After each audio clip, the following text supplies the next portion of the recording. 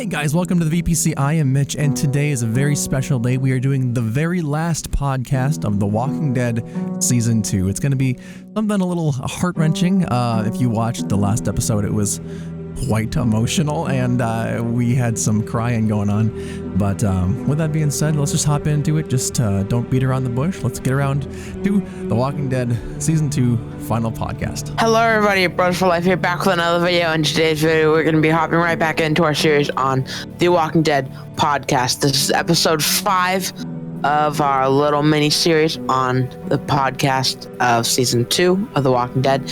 And we are once again joined by our good pal, Virtual Party Center. Yeah! Wow, you screamed so loud you cut out. I'm excited. Nice? It's the last podcast. I have to be excited. All right, so we start off the episode as Clementine is falling onto the ground. And obviously we're obviously in this big war.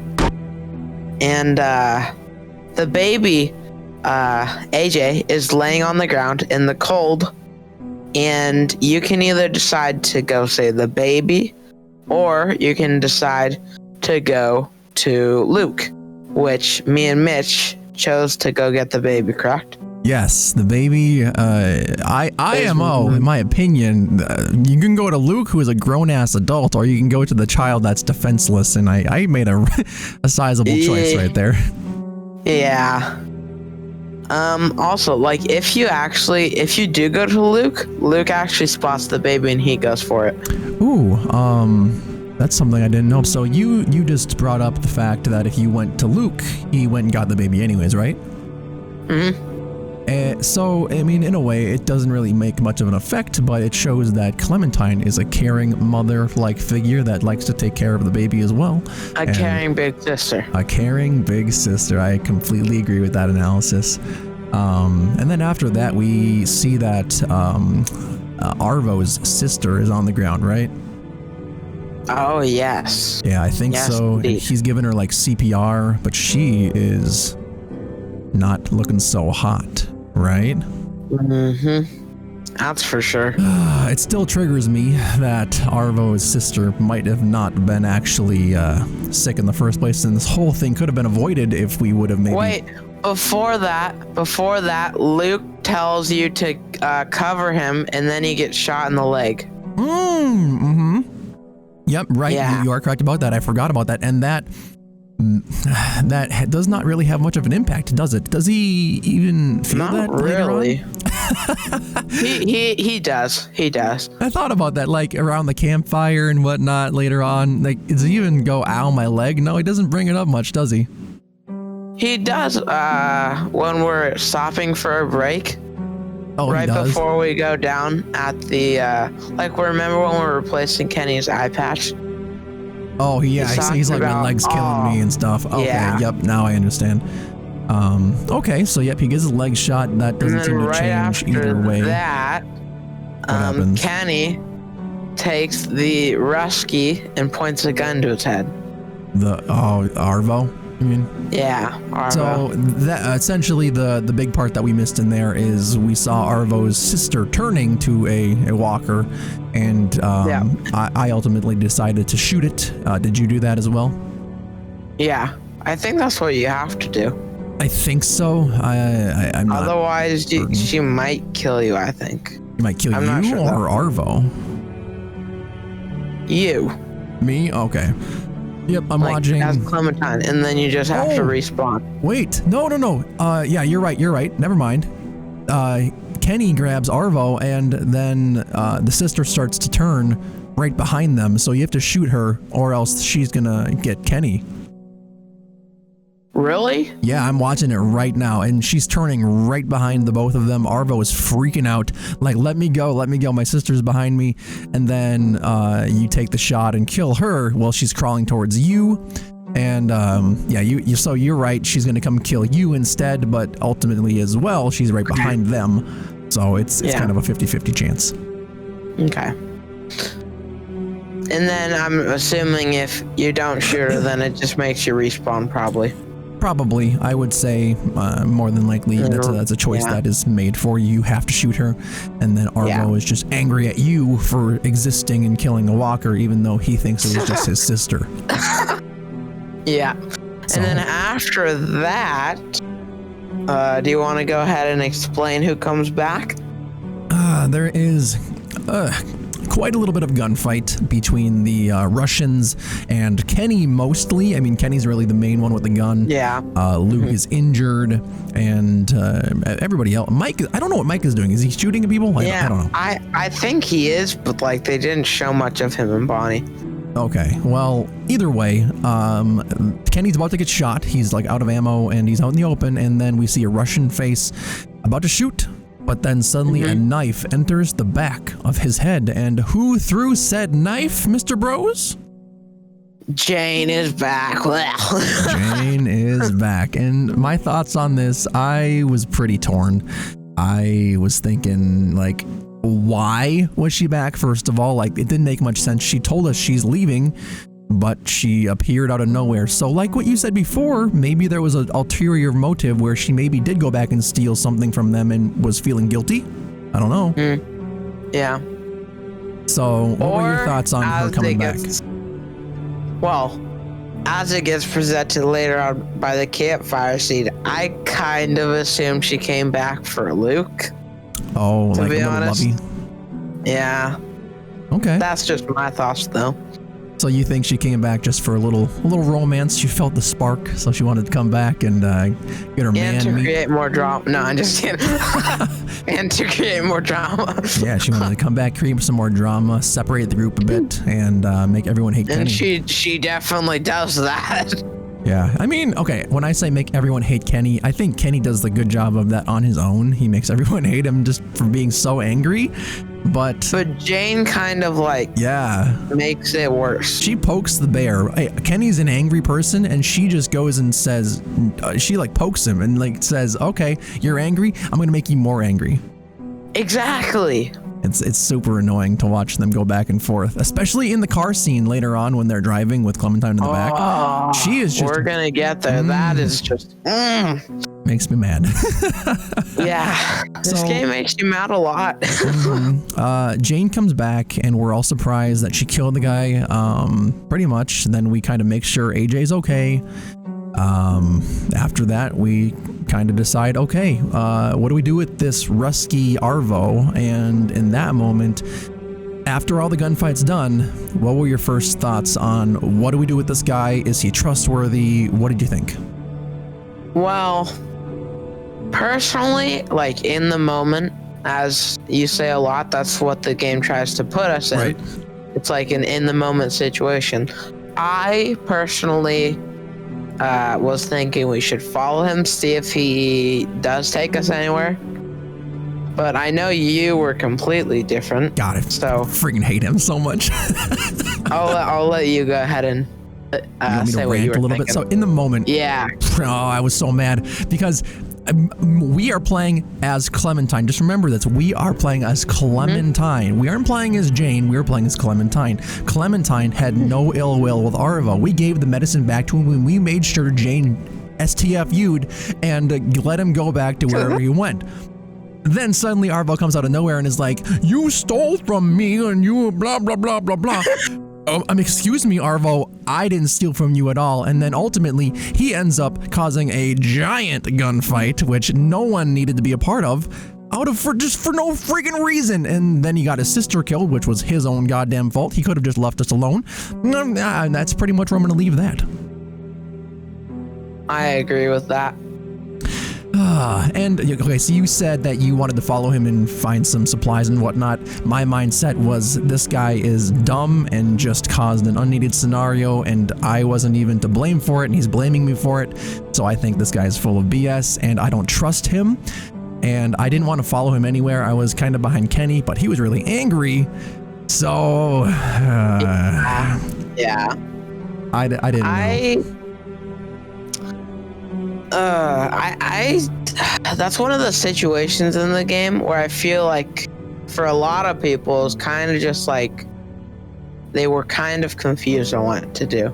if you know what I mean. I think personally, I was kind of like in the middle. Right, and I think it would have been a little bit different if we would have actually stolen from him. If we would have stolen from him, then this whole situation would have made sense. Oh yeah. But the only thing is, we didn't. Yeah, exactly. So it made no sense to me because we're getting blamed for something we didn't even do, and Jane wasn't even with the group anymore, so why are we getting assaulted for something we didn't do? We even helped him out, and suddenly Arvo can't tell his group, oh wait, no, Clementine helped me against Jane? He doesn't say shit. We did help him? Yeah, we helped him because Jane wanted to rob him, and we said no. Oh, yeah, well, technically, yeah. Yeah, I don't know why Arvo couldn't have told his group, these people are nice, Clementine helped me, Jane doesn't seem to be here, he just let the whole thing go, and that rubbed me the wrong way. Yeah. So I do agree with that. Yeah, definitely. I'm angry at this kid. I know you went a whole different approach, but we'll continue with that in a second here. What happened after the confrontation and we started walking away? Where do we go? I think that's where, that's when we start to, we start to follow Arvo to this said supplies. So said supplies that he has in this nice, warm, warm cabin. Yeah, fireplace. So said warm cabin. Nice warm couch. Has lots of pets running around. Candlelit. Yeah, exactly. You know, 5-star inn. Yeah. God, this kid. Nice luxury hotel. Right. And then while we're walking there, I think it was Mike and Bonnie are the main two people that are screaming at Kenny, you don't need to point the gun at him. I personally disagree with that. I think it's better if he points the gun at him. Mm-hmm. And tell us why you think that. I think that because, like, if Kenny just had his gun, like, in his, like, his belt or whatever, you know, then, like, for all we know, Arvo could just pull well, I guess his hands are tied, but, like... Oh, true. I don't know. You're thinking maybe he could slip back and grab it somehow? Yeah. I see. Okay. Yeah, definitely a good idea. I think having the gun pointed at him is also I mean, some people might show it as like excessive force, but then again, this guy just literally ambushed you and your entire team, so you don't know if you can trust him or not, so you need to keep him at a distance with a potential way of assault his way. I don't know, some people may view it differently. He is outnumbered, but then again, it's viewed differently. So I like your situation where he could grab the gun if you didn't have it in your hands, so I'm gonna roll with you on this one as well. Yeah. And then after that, also the reason I say it was mainly Bonnie and Mike targeting Kenny for that main part, or like the beginning of the journey, is because Clementine and Jane were mostly talking through that. So. Right. Do you remember what they were talking about? I can't remember. They were mainly just talking about how Jane came back, I believe. Do you remember why she said she came back? I don't quite picture if she said exactly. I do not remember. Let's see. I'm looking at it right here. I have it pulled up. I know you're probably pissed about me leaving. When I heard the gunshots, I knew it was a mistake. If it helps, the thing I normally do is walk away for good, but I didn't. Then I said something, I can't remember. We needed you, but you left. How do I know it won't happen again? That's what I told her. I said, we needed you, and you left. How do I know it won't happen again? Yeah. She said, believe it or not, I want to try and make this thing work. Yeah, make this thing work. So, she doesn't. Does she say? She says, all I can do is promise you I won't abandon you again, which, to be fair, I've never done before. I mean, I guess technically she hasn't, like, fully abandoned us, but, like... Right. She's been pretty sketch about it, though. Like, she's left a couple of times and then wanted to, like, retreat and come back and retreat and come back. Yeah. So... I think in my gameplay I called her a flake because she flaked off a couple times. I mean, I kind of agree with you on that statement. Yeah, I don't know. That's how I pictured it. When you talked to her, do you remember you saying anything specific about, her staying, you trusting her, anything like that? Well, the thing is with my entire series on season 2, season 1 I was way better at this, but season 2 I don't think, just generally, overall, I don't think I talked much at all. So I kind of just reacted a bit. There was even some points where I really didn't even say anything, where it felt like something should have been said. So this next season I do want to work on filling the void, if that makes sense. Gotcha. Yep. So this season you were more like a third party listening, and you wanted to get more of an impact and react to it instead of just rambling about things, right? Yeah, and I feel like that was kind of a missed opportunity. Oh, it's okay. Because it's totally fine. People... It is. When you stream, you kind of get used to just talking. But I've also learned that it's a double-sided gun as well, where if you just get used to just rambling, sometimes you miss the little details that you don't pick up on. Exactly. So I think you hit a really good happy medium until you kind of learn how to talk and to get the little details as well. And it's just something you learn over time.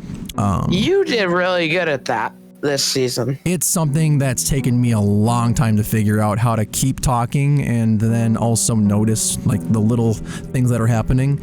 It's just right. Yeah, we'll talk about this later, but we'll finish up this and then go over this after. But it's something, maybe another podcast. Haha. Yeah. Yeah. Once we were on our way to the supplies, and all of a sudden I think this is where Luke said his leg was starting to kill him, so he was saying he needs a break, I believe. This is where I'm zooming through, and Luke does sit down. I think he collapses, right? Yep, Luke collapses and he said he needs a break, and this is where we also change Kenny's eye patch. Yeah, that was a good moment between them. I like that a lot. And then also, it's really confused me. For some reason, Luke didn't want to seem weak to the rest of the group until do you pick up on that at all or no? Yeah, when he was. I was gonna mention this earlier in the podcast, how Luke is the only one left of the original group from this season. Oh my gosh, he is. Yeah. Holy crap. I was gonna mention that at the beginning, but I forgot, so. Oh my gosh. Alvin, Rebecca, Carlos, Sarah. Nick, Pete. Yep, and that's all of them. 7 people died in this. 6. Well, I guess 7. Yeah, technically. Yeah, 7. Holy crap. That's no one makes it through the entire season from the original group. Oh my gosh. That's actually hard to believe because, well, in season 1, who from the original group makes it, I guess? Lee and Kenny. And Clementine. Well, yeah. Let's see. Kenny. I guess Lee technically would make it through the entire season because he was in the last few seconds of it. Right. Yeah, he made it through the first season. Into the second season, though, it was just not original group, but Krista and Omid. But Omid, Krista, we don't know. I'm hoping I see her again. That'd be really nice. Yeah. Although I'm wondering how this would go over. What if Krista's? Oh no, wait. Never mind. Remember we asked... Baby? You're going to say they're baby? No. We're at the place at the end of the game, and I'm wondering if Krista is in there, but then I remember I asked the person if they are, and they said no, so... Oh, Wellington, yeah. Yeah, so... I don't know. Maybe we'll see her again. Hopefully we do if the game gods grace us Maybe. With that. I feel like we could, I feel like either way, if you decide to have Kenny come with you, or if you decide to leave him, I feel like he could make another return. I would love to see it. I would love to somehow see them reunited and come back together. And, well, you know what? Let's just talk about this at the end of the game. Yeah. So we get to clean Kenny's eye patch, and it's really disgusting, but... But wait. While I was talking about the original group, that's... The reason I brought that up is because that's why... Isn't that because you were saying, like, about Luke thinking he's not good enough to survive or something? Yeah, okay, now I see what you're getting at. That's why I brought that up, because he was talking about when Bonnie was over by Mike and Kenny, I think, because Bonnie wanted to clean Kenny's eye patch, but he didn't let her. Right. So while she was over there, I believe Luke was talking about how and why is it that I'm the only one that makes it out of our whole group. And then he starts talking about like how all of them died and I see. Yeah. Okay. So that's why when I told Bonnie that Luke is feeling sad, then he kind of takes offense to it. And I see exactly what you mean now. Okay. Yeah. Gotcha. Okay. Well, did you happen with that same outcome, or did you do something else? I did the same thing. I told Bonnie about it and he was like, really? Yeah. So I didn't really understand that, but in the moment I won't understand it, but after you kind of described it right there, that makes total sense to why. But you know, no going back now, and it kind of didn't really matter in the long run either, because shortly it was just something he was sad about. Yep, something he was sad about. Cleaning Kenny's eye patch was kind of gross, but needed to be cleaned. And it was a good moment. A bonding opportunity that was taken really well advantage of. And I'm going to go ahead in my video quick and see exactly what he said, because he said some pretty sweet things, didn't he? Yeah, it was really nice. Let's see if I can get over to it really quick. Yeah, here we go. Going over there. Yeah, he's talking about Alvin Jr. and oh, that's so sweet. Yeah, we're naming him. Aren't we? Yeah, this is where we name him. Yeah, we're like, what should we name him? And do we pick the name, or does Kenny pick the name? I can't remember. Kenny says Alvin Jr. and then you get to say, I like that. Yep. I like how there's no option. There's no option that says, no, I don't like that name. Well, Alvin Jr. is officially the name, and then we officially clean his eye as well, which I've stated a few times is pretty gross, but needed to get done, and I'm sure he appreciated it in the long run.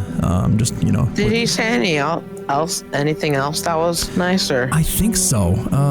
Yeah, while we're cleaning the thing, I believe he says something. We're cleaning the eye patch right now. I'm looking at it, and yeah, he's burning his eye.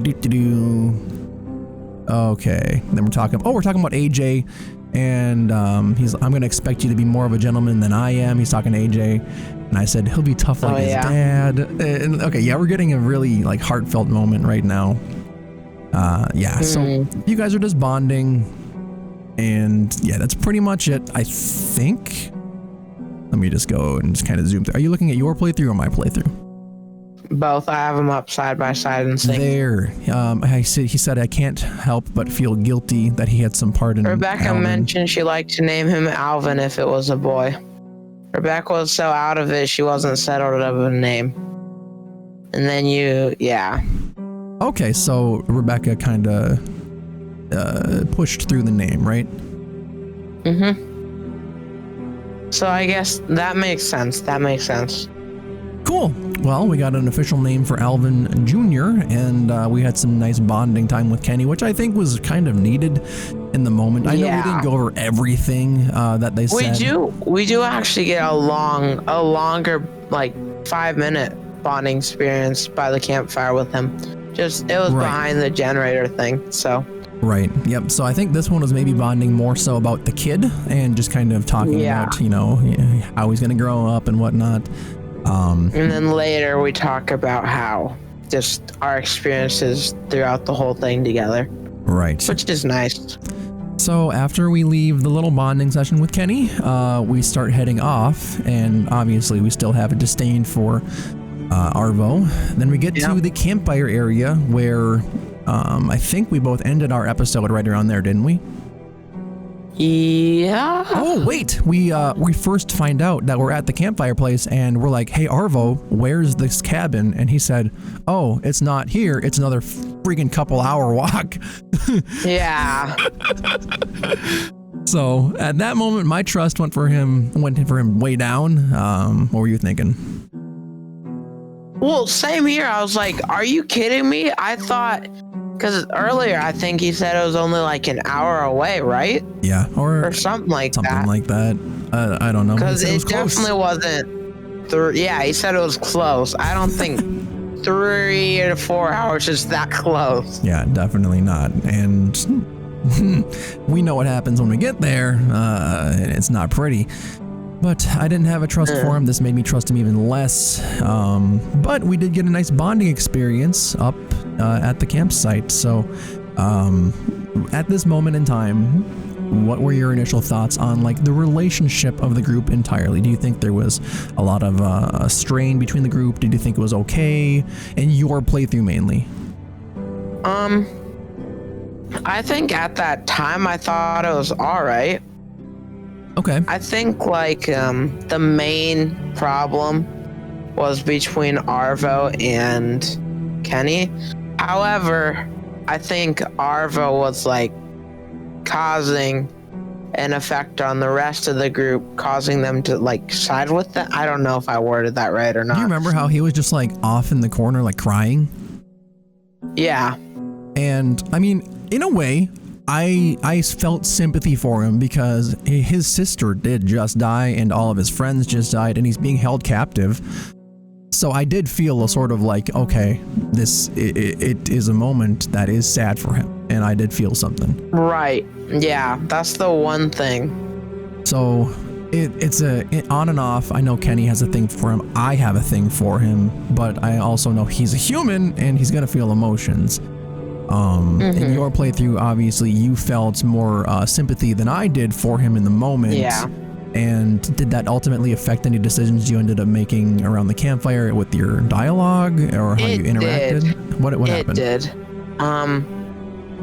Like when they were all talking and the Rusky was, I keep calling him the Rusky because that's what Kenny calls him. Yeah.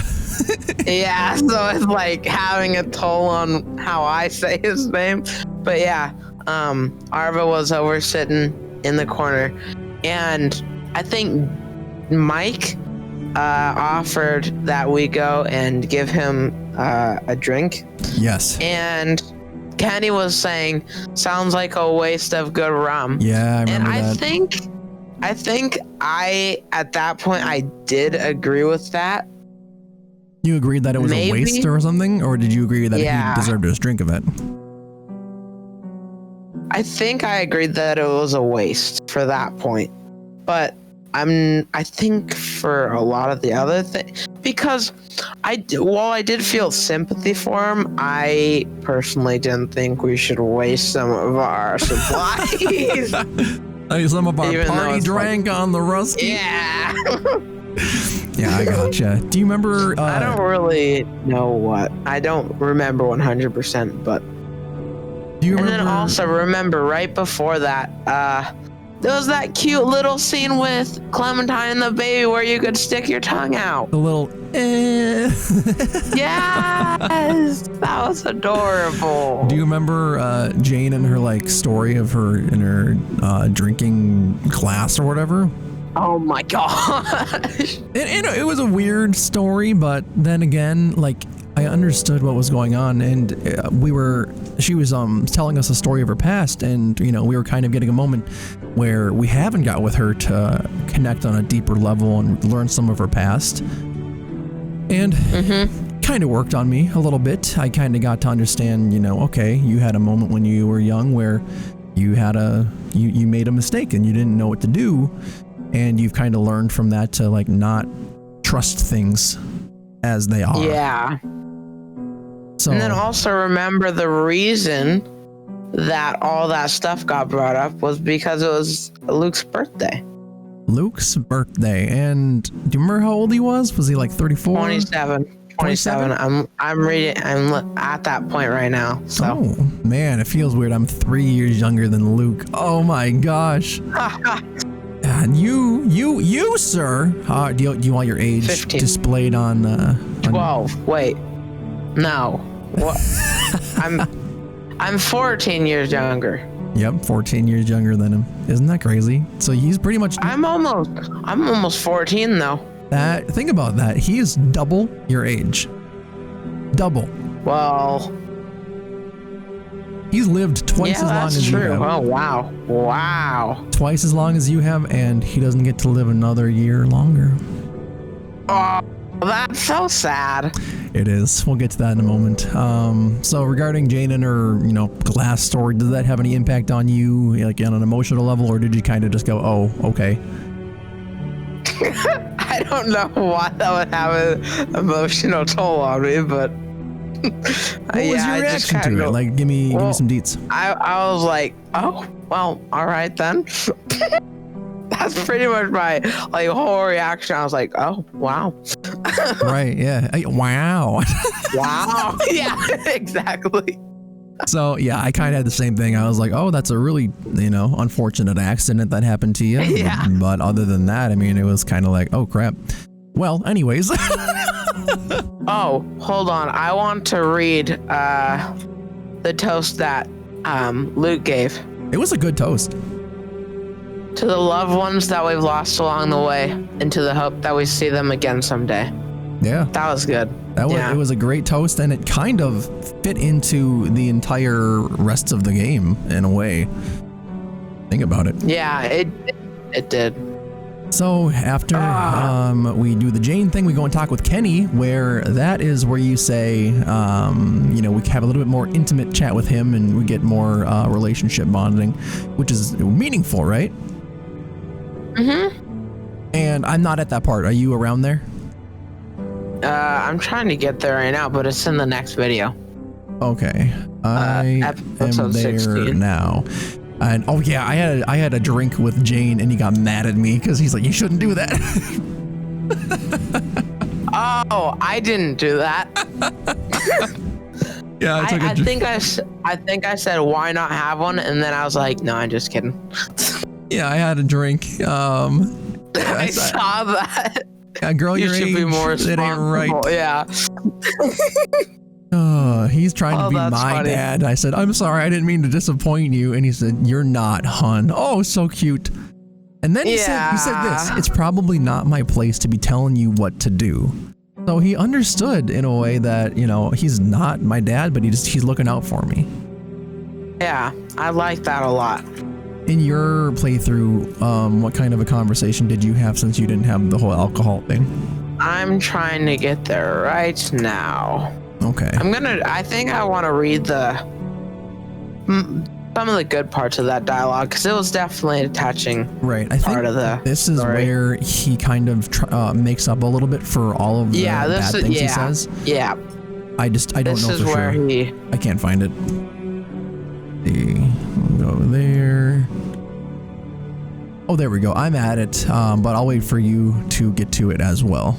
Yep, give me 1 sec. Yep, that's fine. I'm going to take a drink of hydration, and make sure you're drinking some water if you're watching this podcast. And also make sure if you watch the podcasts again at all in the future, you have a big juicy bottle of water right by you so you're hydrated during the whole thing. Water is the health of the earth. I've been drinking water so much during this whole podcast. Mm-hmm. It's healthy, and it helps you stay aware and active and awake, and makes you not sleepy. So yeah, when you walk up to him, he's comforting the baby, which is nice. And then after that, he says, just need some air. And then, what did he say for you? I think the first thing he said was for drinking. He's like, girl, your age shouldn't be drinking that or doing that. Yeah, I'm starting to think she might be a bad influence. Yeah. And then the first thing he said to me was, I'm sorry. Yeah, I'm sorry for how I acted back there after Sarita was. Yeah, so the first thing he says to me was apologizing. Okay, yeah, so he does understand his actions were wrong. Yeah, I couldn't handle it. I'm sorry. I mean, you did what you could, so. Wow. Yeah, he definitely is feeling a grief. He's feeling a sadness. Did you reply to that in any certain way, or what did you say in response to that? Let's see. After he says that, he talks for a little bit before you actually get a chance to say anything. And then he says you tried to help, and then I said I could have done more. Because I felt bad as well. Right. I think everyone in the situation was like, it was a up in the air thing where anything could have happened. And, you know, he's saying he apologized for how he acted. You're saying I could have done more. And then what was his response to that? After that, he says, no, don't say that. You did everything you could. And I'm sorry if anything I said made you feel any different than that. So. Oh my God. That's so heartfelt. Yeah. Oh my God. It makes me feel awful. Jeez. I know I can be a real S-bird sometimes. What he called Ben in the lodge. And then Clementine says stop, and then he says no, it's true, but here's where he goes into the part with Duck. Oh no. I miss my boy. I miss him so much. Oh man. Oh, I'm gonna cry. I feel it, dude. Oh, Kenny, he's so. Did you play it or no? Yeah, I had my subtitles going, so I was watching him say it, but my mind has seen it before, so it played the music and it played the way his voice sounded. Exactly. So I got it as well, and it's such a hard thing. Kenny is such a complex character. Where he can be so sad, so angry, so like upbeat and happy, so pepped up, so charismatic, and he can be anywhere. And the thing that I know it back to is he always, when he's calmed down, he always knows, you know, oh shit, he's effed done up. Wrong. I effed up. I'm sorry, and that's the one thing that I make most notable in people is they're able to own up to their mistakes, and he's able to do that effectively. And the one thing that probably made me cry, that made me tear up the most, because I did shed that clip while we're talking to him, and I think the one line that he said that really got me was, I'd do anything for just one more second with them. A boy like that thrown into a horrible world like this is just, oh man, it's so heart-wrenching. And yeah. All right. Well, a little bit more of an uplifting sentiment here as we invite him over to the campfire, and he actually decides to join us. He does. So we're all around the campfire, and we're starting to, you know, just do some small talk, hang around a bit, and that's when we find out it is Luke's birthday. No, right? No. No, that was before that. Kenny was, I think, over the other way when that He was happened. over the other way, got it. This time, it's just more so they're just talking about, you know, how good the night is. No, he wasn't. Yeah. They were all there when they celebrated his birthday a little bit. And then I believe they start drinking a little bit more, and Bonnie starts to leak her feelings for a little Luke, right? Yeah. She starts to, she's like, oh, did I actually just say that out loud? Whoopsies. Yeah. Then I think they also leak what Luke and Jane got into earlier as well. And they start And then there's another one thing that Luke says that is really nice to hear. You just spend so much time trying to stay alive that you don't get a chance to enjoy living. Which I agree with in that day and age. Yep, and definitely. It would be so hard. It's an apocalypse. You're trying to survive so much that it's just hard to live a normal life. Yeah. Did you like when they did bring up the Jane and Luke scenario and they tried to cover it up for Clementine? And she's like, enough of that. And then I think there was an option that said, that's gross. I did do that, I think. I'm like, that's gross. And then Bonnie was like, yes, it is, Clem. God, it's amazing. And then it was just nice to hear people laughing around the campfire for once in a long time. It was just something that hadn't been happening in quite a while, so it was nice. Yeah. And then I agree. Another thing that Bonnie said is, she said, I don't think that boys, when they were talking about giving Arvo a drink, Bonnie said, I don't think that boy's a bad person. I just think good people do bad things sometimes. And I agree with that. I do. Right. There's a guy that I watch. He's a prison guy. He's a prison YouTuber, and he has T-shirts that he sells. He says, "I don't believe in bad people. I believe in bad choices." And that's what I was like. That makes a total lot of sense now, because good people make bad decisions all the time, and then it affects the rest of their life, even though they're a good person. So it makes a total amount of sense where maybe he just made a bad decision in the moment. I probably should have had more empathy for him, maybe.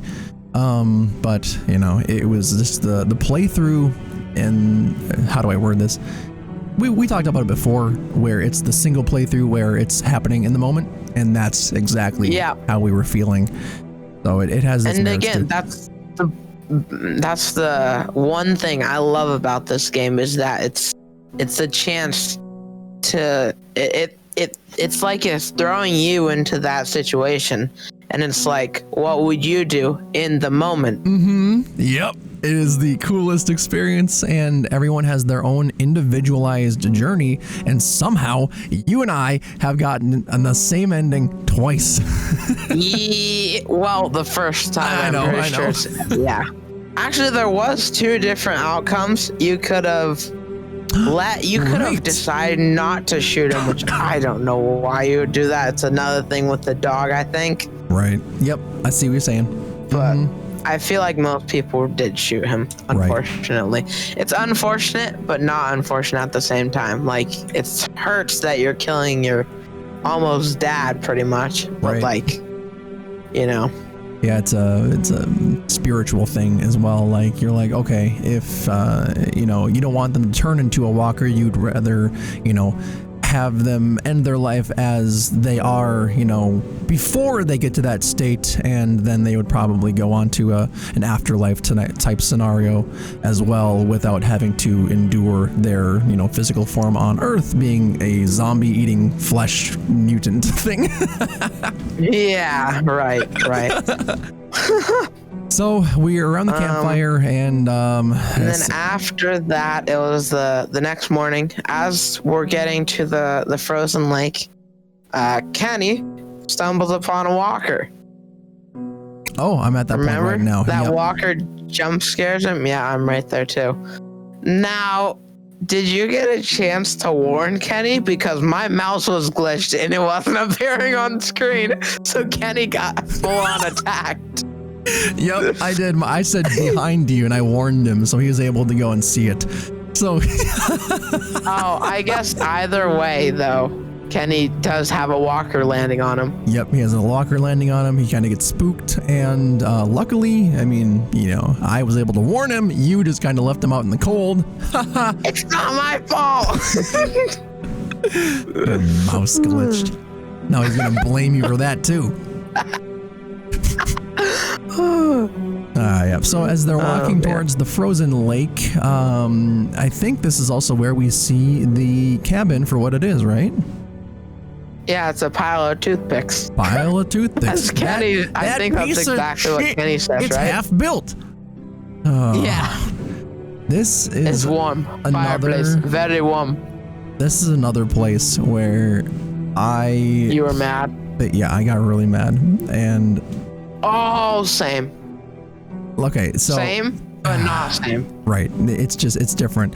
Mine was when you saw that lake, did you think it was safe to cross, as Arvo was saying? Not really. Okay. I really didn't, but I still kind of trusted him. Okay. Were you okay when he said, I'll go first, I'll cross the lake first, and then that kind of gave you some confidence? Yes, it did. Perfect. I was the same way. I was like, okay, go ahead. Cross first, we'll follow. And then as we all know... Then again, I was somewhat hoping he'd fall through. No, I'm just kidding. My God, don't even get me started, bro. So what happens as he started to cross? I think... the first thing I said is we shouldn't clump together. Yeah, stay distance apart. I don't know what you said. Yep, I said the same thing, just kind of distance, don't clump together, stay apart. Okay. And then we know how that goes later. Mm-hmm. So, I mean, what happens, though, as we're walking across with the Rusky? Across the lake with the Rusky, that is where, oh boy, that's when walkers start to come. And I saw you waited there for a little bit, right? Oh no, I kept walking. No, but like you before you started going, you waited to let them go ahead, right? Right. Yeah, I waited slightly a little bit to let them kind of make some distance so we weren't so close. Yeah. Okay. But yeah, so pretty much a few walkers come along, and that puts even more weight on the ice, which is not good at all. Yep. And then, actually, I think the first crack that you see is from Clementine. But once Luke gets to that crack that Clementine made, because the walkers start coming onto the ice, and Luke gets to that small crack that you made, and it creates a big crack in the ice. And then, after that, Arvo starts running. He's a little shitbird, that's what he is. Oh. Dude, that made me so mad. I was like, go get him. I am going to double check something, because I believe, okay, we're walking across slowly. And do we see the walkers? Let's see. Yeah, no, we don't. I do. Okay, so the walkers are just starting to get on the lake. And then Kenny, we see Arvo just slowly creeping more and more ahead, and Kenny says, hey, stay with us. And then the walkers go through the ice. I just watched it happen. Kenny turns his head around to look at the walkers, and then Arvo takes off and sprints. Yep, he sees that Kenny's not looking, and he runs off. Then Kenny chases him, Mike chases Kenny, Bonnie chases Mike, and then Arvo falls through the ice. Well, whatever. But at that point, we know what's happening, right? Mike, it's creating a ton of vibration on the ice. Mike, Arvo, Kenny, and Bonnie are all safely kind of towards the edge where they can kind of just get off onto land if they need to. Remember, Bonnie went back. Yes, in the current moment, Bonnie is following Mike, and they are ahead of us kind of towards the edge. And then we turn around and see that Luke is in the epitome of a big ice crack. So, I know our choices were completely different here. Yes, they were. So it gives you the option of going back to help Luke. Bonnie is even pushing for you to go help back, or go help Luke and walk back and get him. What did you do? I personally thought that it wouldn't be too much weight, and I did go back and get him, I believe. Okay. And at this point, do you think that was a good choice? No. But how about this? Let me reword that. Because he inevitably dies either way, right? Yeah. He dies either way. Do you think what you did in the moment, trying to go back and help him, was the right choice? Knowing that he dies either way. I think I think, like, in the moment, as you just said, I think it was the right choice, yeah. Okay, and then just give me a reason why you think in the moment what you did was like the best thing in the moment. I'm gonna go on mine in a second too. Yeah, okay. So the reason I did that personally is because I think that just like, because I didn't think, I was kind of where Bonnie was. She was saying that, oh no, you aren't gonna weigh that much, and it's not gonna break the ice, and you'll be fine. So I trusted Bonnie there, and yeah, that's pretty much just my small kind of brain reasoning. My whole reasoning was pretty much the, I wouldn't say opposite of yours, but it was the differing opinion of someone else, and that was Luke. I was trusting what Luke was saying, and he was saying, don't come closer, I got this. If you come closer, it's gonna break. So then at that moment, I was like, okay, if Luke says he's got it, he's got it. I don't want to be the one to, potentially cause the ice to break. I don't want to add any extra weight to what is already cracking around him. And then that's why also when I saw Bonnie just creeping up towards him, I was like, you idiot, don't do this. The reason that, like, if you chose to cover Luke, the reason that he dies in that option is because Bonnie goes. It's because Bonnie goes, yeah. Bonnie is sneaking up towards him, and Luke is literally like to both of us, don't come near me, I got this. And then later on in the story, for you, Bonnie bashes you for doing that. I remember that specifically, and I was so mad while watching your playthrough. I was like, that is messed up. You cannot be saying that. Literally, that is the second time in the game that Clementine has gotten blamed for someone's death by an adult. And it made me so mad because Luke, the one who was in danger, was telling us, stop, don't come near me. And then suddenly Bonnie's blaming me because she chose to not listen to him. That was a load of crock, if you ask me.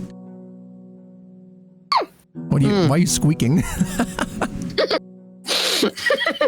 Are you drinking water or something? Yeah.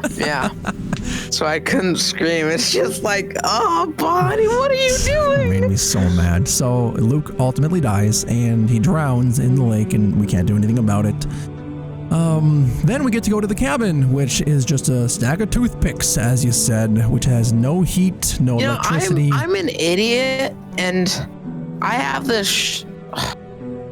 there's no way Luke made it out of that, but I feel like there's a tiny chance, even though it's probably not true, that Luke, because we didn't necessarily, he went down further in the water. I don't know. I feel like there's a chance he made it out of there, but probably not. There could be a chance. I believe he went into hypothermia and, his body froze. Yeah. But just like Kenny, he could make a reappearance and we could be like, I thought you died, It's always a possibility. I'm hoping for it. I loved Luke as a character. His arc was great. Luke was kind of like the Lee for season 2, I think. He was. Kind of. I mean, it's a mix up between him and Kenny, because Kenny... Yeah, but whatever. I'm saying for I'm not including Kenny in this because we had him in season 1 as well. Oh, okay. But I'm saying overall, just new character being introduced, I think it was Luke. Gotcha. Yep, that makes total 100% sense. I see what you're talking about. Luke was Luke was kind of like the cool uncle. You know what I mean? Yeah. And yeah, I get what you're saying. And it's unfortunate what happened. Also, I'm seeing that in your video, you didn't have motion blur enabled. I did not. Yeah, I know. I didn't So for videos, you don't have to have a motion blur enabled. For streams, oh, it's only live streams. Yeah, it's only live streams. You don't have to have it enabled. So we can cut this part out of the podcast. For live streams, the lower the quality, the lower the textures, the more motion blur, the better the stream is going to look in terms of like pixelation. For videos, you can go max quality, max everything, and it's going to look just the normal way. Okay. Yep. So that's good. Just wanted to let you know about that. But we get to the house and everyone's pissed because, in a way, at the moment, I thought Arvo running away caused Luke's death in somewhat way. But after rewatching some of the footage, agree. What? I think he did. I think so in a way. Like, here's the thing. Because wouldn't all that vibration cause the ice for him to crack more? Because the ice was already starting to crack back there. I think so, but after rewatching it, I can't make the final determination that that's the pure cause of it. Maybe it was just starting to crack regardless. In the moment, I definitely thought this guy starting to run definitely had something to do with it, and I'm still going to stick with that theory, although now after rewatching it, maybe it just started to crack, and I'm giving it the benefit of the doubt, saying maybe it didn't. I don't know, but I'm still pissed off he started to run anyways. And then after we got in the cabin thing, I was really mad at how long it took them to start a fire. Right. I was really, really mad about that. They just started arguing, and they were ignoring everyone that was cold, including Clementine, and they were just like, yeah. And then you're like, can we start a fire, please? I'm dying. Yeah. And then Kenny's over there beating up the rescue. Yeah, I think I went a little too aggro during that moment. I was like rooting for Kenny to just beat on him, and I think I probably should have held back there for a minute, but I was just mad. I was so mad because I, in the moment, thought this kid running, he had no reason to run. He was in the front of the pack away from the walkers. He started running, and he caused Luke to die because of no goddamn reason. But now that I'm seeing it again, I don't know. But I digress. Again, remember, in the moment. Right. So, it's different. Correct. But yeah, I definitely see where you're coming from. And then another thing that makes me mad is they're still arguing, right? Like 3 to 5 minutes later, after getting in that cabin, there's legit a fireplace right there, and they're all just sitting there. Yep. Oh, it's so annoying, dude. And then I think one more thing that made me like really, really very it was aggravating. Well, Bonnie said to Kenny, she was like, "This is your fault, and you darn well know it." I was like, okay, you cannot be blaming this on Kenny. This is not out at all. Right. It's not his fault. Like, he's trying to protect everyone, whether he's doing it the right way or not. His intentions are good. Right. If Arvo had not made Arvo's choices, Kenny would not have made Kenny's choices. So Arvo is the stem, as they say. So when Bonnie's like, this is all your fault, and you know it, well, actually, if you look at the finer details, Arvo is the one causing all the snaps that's happening in Kenny. Yeah. So, yeah, we're just going to roll with that.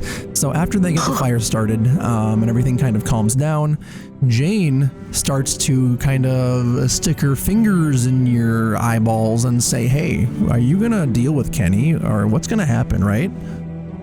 Oh, boy. That wasn't just them, was it? It was, I think, Jane and then the rest of them, I think, too, right? Oh, no, it was Jane. It was just Jane, because Clementine fell asleep by the fire. And then she woke up, and I think Jane brought her to the other room because everyone else was fighting in there. Right. Yep. And then Jane was starting to say, you know, Kenny's losing it. Kenny's doing all this stuff. Kenny is angry. Kenny's dangerous. And she's just putting the blame on Kenny. Although Kenny is angry. He's an angry man. He does get angry. His temper flares, but he does it out of a protection, as far as I can tell. You know. Same. I think that's the root of it. Is he's trying to protect the group, I would say, more so. He's trying to protect Clementine more than anything. I think with Arvo, though, he has just a straight up disliking of Arvo. He does. So, he definitely does. Yeah, but it's kind of, it's there. But if you want to elaborate on that a little bit, do you think there's a side to Kenny where he, or how do I word this? When Kenny gets angry, where do you think it comes from? Do you think it comes from a loving side, or is it just his anger? I think it's a little bit of both. Okay. Because I think, let me say this. A lot of his anger comes from just overall everything that has happened to him. It's all building up, stacking up on top of him. And it, like, at that point, it's really, really hard to handle. Right. So I think a lot of it is just from, like, grieving type of anger. Mm-hmm. But a lot of it is also he wants to protect the group. He's trying his best, but a lot of it is just, a lot of his anger's taking over. Yep, it's emotional turmoil, I believe is the correct word for it, where it's to the point where his emotions are so damaged that he is kind of lashing out at people for just kind of nothing. Mm-hmm. And people can get better from that. They have done studies and whatnot. People can recover from that as long as they can kind of maintain a constant in their life where something, doesn't leave them or traumatize them for some reason. That would be so hard, though. Yeah, I know. I mean, I think especially in that. I think in a way, the constant for Kenny was Clementine. Clementine, I was just about to say that. The way that we ended our story maybe fulfilled that for him, kind of like a. We'll talk about that in a second, but Jane is digging her fingers in. Did you have any thoughts about that? I was defending Kenny there. Yep, me partly. Too. Like, because I was saying, no, I think Kenny is mainly trying to protect us here. And I think he's mainly doing this just to protect us and the child. Mm-hmm. I think I said the same thing, and she was like, well, he's a broken man and he's going to stay broken. That's what Luke said earlier in the story as well. What? That Kenny's broken. And he's a broken man. He did? Yeah. Interesting. He said that near the deck thing. Oh, right. Okay. Yep, I see. I think we also have a differing view because we grew up with him, right? We have a thing. Yeah, definitely. Mm-hmm. We know a lot more about him. Right. They just met him. As we talked about earlier, like, we lived with him through his trauma. Right. Uh-huh. And we know what he went through. We were empathetic. And then also something to think about, Kenny was never with the group that we're with now. He was never with Bonnie. He was never with Mike. He was never with Luke, right? His group is all gone. Right? Yep. So these people have known him for the span of what, a month? And they're judging him for all this? Yeah. Yeah. We've known him for years at this point, and we know him more than anybody. So I agree with you that they didn't live through it, and they're making rash judgments on a man's rash actions. Unfortunate as they are, it's just how it happened out to play out. But. Yeah, I agree. So then that brings us to the point where Kenny is wanting us to help him get this truck ready. Remember? Yes, I do remember that, and I also remember that did he get in a fight with somebody? Yes, but I think that was later on a bit. I think. Let's kind of go through the video quick and just kind of... Yep, I'm going through it right now. We'll see what's going on. Because this is for the last podcast. Might as well make it really in-depth and get the facts right. I think we've been doing a great job. Yes. Yep. Okay, we're outside. I think this is probably going to be the longest podcast. Yep, it'll be the longest one by far. Because there's still like the ending is we're going to be on that for a while. Yes, we are. Yep, we are talking about we're at the truck and he's just ranting about Jane. You know, girl like Jane could learn a thing or two about from Lee. Respect. Respect. Yeah. Then we're trying to do the truck, and Mr. Kenny can't get it to work, so he gets more and more angry. And this is where Kenny's trying to, say we're going to Wellington, right? And I agreed with him right there. Me too. I said I wanted to go to Wellington, and not even because Kenny says that mostly. It's also like a big part of why I agree with him is because Krista also said the same thing. Wellington is a good place. Mm-hmm. Krista knew about it. Yeah, so I think that actually had an effect on quite a bit of players in this series, in my opinion. Because that's who we started out with. We started with Krista, and Krista was passed off to us from Lee, and Krista said the best place was Wellington, and somehow Kenny knew about it as well. So that's two different places that came together and said this place has a good reputation for surviving. And we both knew we knew both of them earlier than everyone else. So. Right. Let's go there. Okay, yep, we go back inside, and this is where Bonnie accuses me of being a butthole. Here, I want you to actually go over this. I'm looking at it right now. There it because is. because Mitch decided to cover Luke so he could try and get out of there, Bonnie went towards Luke and tried to get him out of the water. That was the ice. And then that created this outcome that Mitch is about to tell you right here. Okay, so Bonnie's sitting outside smoking a cigarette. And then I walk up to her and I just look at her. I don't say anything. And then she says, "Sorry. It must be nice being a pretty little girl and no one ever expects you to do a damn thing." And I'm like, excuse me? What are you talking about? You and I both know you had a chance to save Luke. And I'm standing there. I'm standing there, like, looking at her. She goes, "You and I both know what happened back there." And then she said, "I got nothing more to say to you." And then she walks away. Oh my gosh. Yeah, I'm flabbergasted at how she replied to me right there. Just a bunch of crock. That's all. So I was very mad. And what are you laughing at? I'm still at the part with the truck.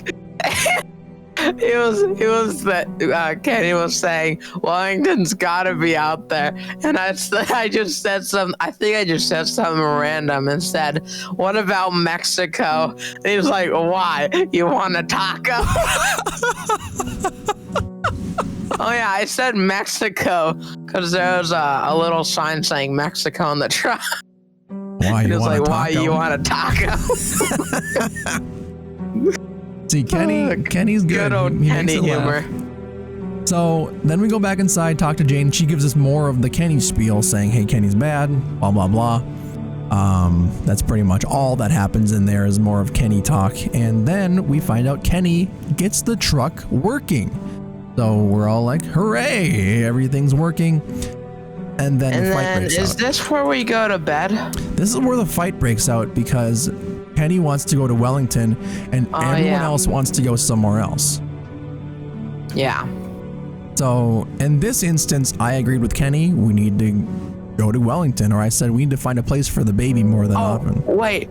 Before that, I need to point this out. That part with the baby and Jane. Oh, wait, what happened? I missed it. Go ahead. The baby puked on Jane. It did? I don't remember it puking. What? Hold on. Yeah, okay, so, hang on. So I was saying I can't believe what he did to Arvo. I'm trying to get there. But yeah, I remember this. Oh, it did it. It puked on her. Yeah. It puked. Oh my gosh. We literally She just said you want to hold him? Nice. Oh my gosh, that was a great scene. Yep, and then we go outside, the truck's running, everyone's arguing because we can't agree on where to go. So then it outscales and everyone's angry, and in the moment I decided remember Jane was also trying to compare Kenny to Carver? Yes, she was. And I was like, oh my gosh. She's like, Carver must have been like that once too or something. And it's just like, yeah. And I'm like, Kenny's not Carver at all. You can never compare him to Carver. And I'm just, I got mad. I was done at that point. So yes, you can say that we have a bias for Kenny, because we've known him longer, right? We know that Kenny is not as bad as some people are making him out to be. With Jane, she has an obvious bad bias against Kenny, right? Exactly. So, I don't know. Oh God, I'm over it at this point. Jane is, I like to think she's kind of a manipulator, I guess. Oh, yeah. And she just likes to, I don't know. I think what maybe it also is she kind of saw a little bit of maybe a newish sister type in Clementine, where that sister could take care of herself. So she wanted to kind of convert Clementine into a Jane supporter. You know what I mean? Yeah, I wasn't buying it personally. Yeah. I wasn't. I think she could have gotten a lot farther on it had she not tried to trash the person we had spent most of our life with. Yeah. So, yeah. That's my 2 cents. I agree. I do agree with that. What? Who knows? I'm just rambling a little bit because I just got tired of putting up with Jane and her BS after a little bit. Well, I mean, that's why we do the podcast, so we can ramble about things. Right. I do know some people had like a thing for Jane. Like they thought Jane was the right choice. Yeah. And, like oh my gosh. So my cousin, I don't know if you've known Nicholas in the Discord. Yeah. He loved my season 1 playthrough, and he was like, "You should play season 2. You got to play season 2." And then after I finished season 2. I texted him. I'm like, here's the final episode, and then he watched everything, and then the first thing he freaking sends me is, "No offense, but you made terrible choices." Oh my gosh! And I texted back. I'm like, well, that's the great thing about story games is we each have our own individual playthroughs, and I think my choices were great. You would have your own playthrough that you did. And then he said, well, I think Kenny's a psychopath. And I'm like, well, that's your choice, man. I agree. I mean, I love Kenny. Yeah. I love, Kenny is just, and I think most players do. I think a majority of the players like Kenny a lot more than, like, for me personally, Kenny is probably my favorite character from season 1 and 2, that, like, not including the people that you play as. What do you mean? Like, you mean he's just like, your favorite overall? Not, like, from season 1, yeah, he is my favorite character, not including Lee. Okay. But then season 2, my favorite character, not including Clementine. Gotcha. So for people that you don't play as, he's your favorite character. Yeah. Gotcha. Personally. I would have to say the same. I would say top off the same.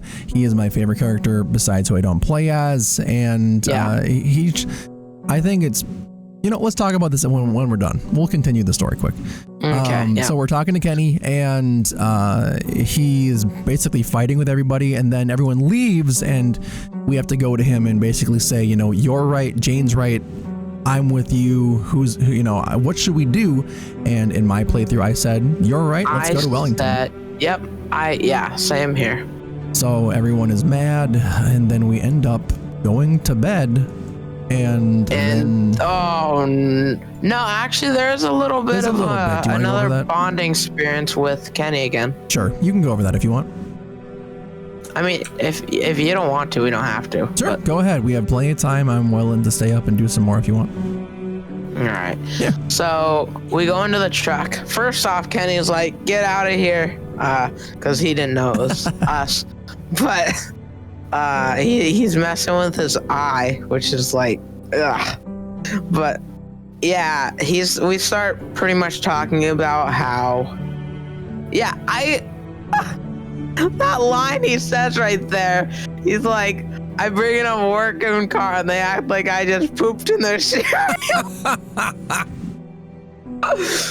I agree with him. He got a truck working and they're all mad about it. Yeah, they're all mad. And I agree with Kenny. He got the truck working. He can decide where we're going. Exactly. Either that or they can leave. Right. Personally. Right. If they don't want to go where me and Kenny want to go, they can take off and go on their own path. Mm-hmm. And that is ultimately what kind of happens in a few minutes. But like with the rest of this car scene, is there any emotional stuff that they talk about, or is morally? Oh yeah, they say, what would Lee do, right? Yeah. Or what would Lee say in the situation? And I said he would tell me that he doesn't have all the answers. And that's what I said in my situation. What did you say in yours? Well, I regret what I said in mine. Oh, what'd you say? I said that I think he'd try to keep the group together. But like, okay. I don't think I would make that choice if... Like, I guess it's another one of those things where it's like in the moment, but I don't know. Okay, I see what you're saying. I don't know if I said to keep the group together, but I think I probably, if I gave it some more thought, because I answered that pretty quick. If I gave it like a second or two more thought, I probably would have said the same thing as you. Okay, yeah, it was just something that... I was thinking of Lee and how like humble he is, and I was thinking, I don't have all the answers, but we just got to get through it. That's what I kind of thought he would say in the moment. And that's actually like, I think he said that a few times in season 1, I believe. Right. I feel like he has. So, yeah. Let's see. So then, does that wrap it up for that episode, and then we go to the final one? We're on the final episode. We just have to. Yeah, we're on the final episode. We're just not in the final the sequence. So I'm talking about like our series episodes. Yeah, they said in terms of Wellington, the little final thing they said, Kenny said, look, I know Wellington might be bullshit, but where there's smoke, there's fire. Krista heard about it as well. Oh, yeah. And that kind of settled the deal for me. And I said, okay, let's go. And then we went to bed. Then the penultimate episode is the last episode here. Man, this one we're going to be talking about for a good while, I think. And well-deserved. Well-deserved. So what do you think about what happened when you woke up? What? What do you think about what happened when I woke up and you walked outside? Well, first off, when I woke up, it was that weird noise, that rope hitting the roof, and I was very confused what that was at first. Mm-hmm. It kind of reminded me of a horse, but I thought about, I didn't say that out loud, but it kind of reminded me of a horse, and I gave that some more thought, and I really didn't know what it was at the end. And then we went outside. We figured out what that was. Mm-hmm. And then we go outside, and Mike, Bonnie, and the Russian Arvo are about to take off without us. Take the truck. Mm-hmm. And that is where I just I could not handle that anymore. I just, that made me mad. That made me very, very mad. Because somebody wanted to go behind our backs, take the truck Kenny got working for us, and leave us to die. And take the Russian. And the Russian ultimately ends up shooting you. Oh my God. Exactly. And when he shot me, I thought that it was a dream. Oh yeah? Did you? I thought it was real because I thought that's something that he would have done, because I was having my angry bias against Arvo at the moment, where I was like, this guy is a shitbird, like Kenny likes to say.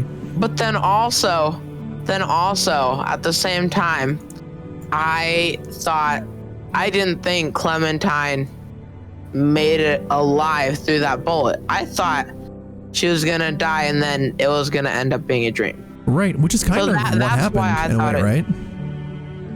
Kind of. Right. And so pretty much, for those of you that maybe need a refresher, Mitch, do you want to go ahead and like describe the whole thing, what happened? Sure. Okay. So we walked outside. Mike, Bonnie, and Arvo are trying to steal the truck, and we walk up and we're like, "Hey, what are you doing? Huh? We draw our gun on them because obviously they're taking our stuff." Yeah. And then out of nowhere, I think we have a choice to either like yell for help or like maybe shoot them or something. I don't know. I chose to yell for help, and then Arvo shoots Clementine in the stomach, I think, or in the arm. What is it, in the arm? I think it was in the stomach.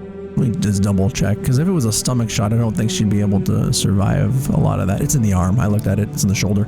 Oh. Okay. So she gets shot in the shoulder, and with that obviously wakes Kenny and Jane up, and Kenny comes out and he's like, "What the F is going on?" And I don't know if I hear gunshots, but we then suddenly go into like a dream state, and we wake up in season 1 in the RV with Lee.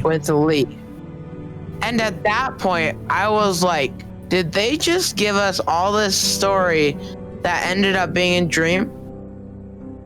Like, I thought that they kind of like just fooled us completely, and that everything from season 2 wasn't real. You thought that for real? I thought that for a little bit, yeah. I did too. I was like, no freaking way. And then it would have been kind of cool just to like go back to that point, and then a completely different story happens in a way. But then again, it would have invalidated everything that happened in season 2, you know? Yeah, and that wouldn't have been a good, I don't think that would have worked out. Yeah, it would have made some people obviously pretty upset, because it's like, okay, everything I just did wasn't real, and you know, or it wasn't part of the main story. It was just a dream it wasn't even part of like her actual life, and it would have made some people upset. Exactly. Yeah. So it ended up being a dream. You know, there are some really, really heartfelt moments between Clementine and Lee. And then she ultimately ends up waking up in the back of the back of the truck with Kenny driving and Jane in the passenger seat somehow. And what do you think happened after we passed out and Kenny and Jane came out and were with Arvo, Mike, and Bonnie? What do you think happened? We never find out. I don't know, actually. Right. I don't understand it. I don't know how those three could have gotten into the car together. Kenny would have killed them. No, I don't think he would have killed all 3 of them right then and there. No, I have no idea. That's not Kenny. I have no idea. That's very interesting to think about, though. Because you're right, they never address what happened to those 3. They never address it. Kenny comes out. I don't know if Kenny's armed. I don't know if he has a gun. Arvo obviously has a gun. I don't know if Bonnie had a gun. Yeah, he shoots us. And then suddenly Kenny comes out, and we go dark. Then the next thing we know, we're in the truck with Kenny and Jane. So what happened to Mike, Bonnie and Arvo, and why didn't they take the truck like they were going to do in the first place? Something obviously happened to where they couldn't take the truck, and we got it instead. So yeah, I'm kind of wondering what's going on. So yeah, with that being said, we ended up in the truck waking up, and in this moment, Jane and Kenny are fighting like cats and dogs. They are arguing, and it is not a good scenario.